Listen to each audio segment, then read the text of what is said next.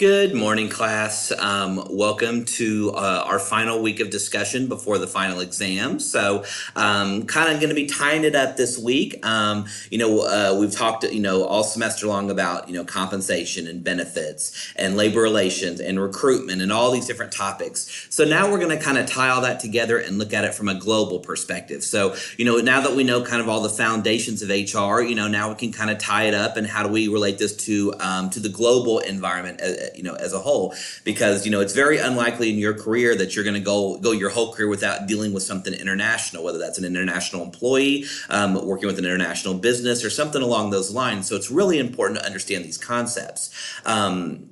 So the first discussion from chapter 15 kind of talks about, the different, areas of the world that we do business with, the European Union, the NAFTA, the North American Free Trade Agreement, and all the business we do with Asia now. Your book does a good job of discussing those kind of areas of the world and how we as HR managers work with those individual areas of the world and what are some of the uniquenesses of their culture and how they do business, If you remember our discussion last week about unions and about how, unionization has kind of declined in America and, less than 10% of our workforce is unionized. If you go over to the European Union and you go to a country like France or some place like that, where unions are incredibly powerful, and in some cases, the vast majority of the country is unionized. So, and they are able to get, employees basically jobs for life, unless you go to jail for some reason, you pretty much have your job guaranteed for life, and unions protect that. So it's important to understand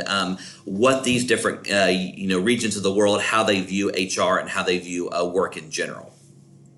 Another really important topic for this chapter that I want to that your book does a great job of discussing is something called Hofstede's cultural dimensions. And this is something that I definitely want you to study because it will be on the final exam. But Hofstede was a researcher who kind of looked at all the different dynamics of workers and how do we relate it to our culture. And there's several different ones he talks about.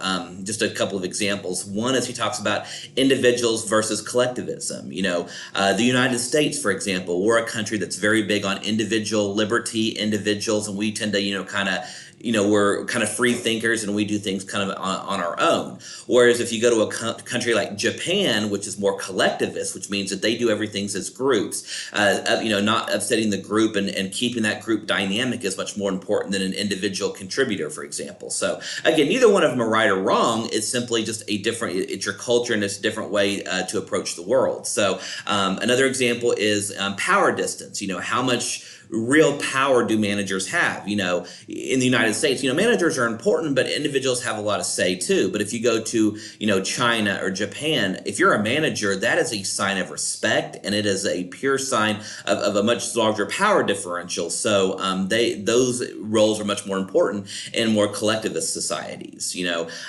book also talks about things like masculine versus feminine. Some countries have more masculine tones and more masculine kind of views of the world, where others have more feminine views and what that entails. So make sure you read Hofstede very closely because, again, one, it's on the final exam. But two, it's incredibly important for you to understand that, obviously, I don't think I'm, breaking any secrets here, but a lot of countries that you'll do business with have a very different look of management and of their employees. So it's important to understand that. You also need to understand the different types of international employees. If your book, so if you're a U.S. citizen and you go to work in England for a year, then you're what's called an expatriate. You're just, you're a citizen of one country, and you're just going over to another country to work for, a short period of time. But what happens, for example, if you're an American citizen, but you're working for a Canadian company and you're working in Australia, and then you actually do business in China? So what does that make you? There's actually terminology for that. Things like host country nationals and third country nationals. Make sure you know the differences between all of those because it's important to know, but two, those distinctions look at different legal ideas, and it can kind of affect you on how you pay your employees, what resources as a company or as a host country you can provide. Because you can imagine a lot of countries have very strict visa requirements and very strict rules on what types of companies can come in, what type of workers can come in. So it's important to understand those power dynamics. And the chapter kind of concludes with, if you're an American citizen and you've worked in China for the last 5 years, when you're returned to the United States, that reculturalization can be very, very challenging. And as HR managers, we see it all the time. Here at Oklahoma State, I have, we have employees all the time who, because they're researchers and university professors, they may take a full year and study in a foreign country or research in a foreign country.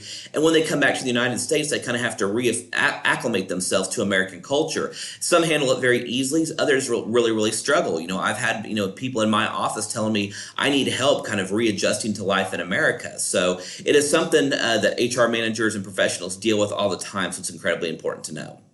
Thank you so much, class. And again, we have one more discussion and we'll get to that here in a few minutes. Thanks so much.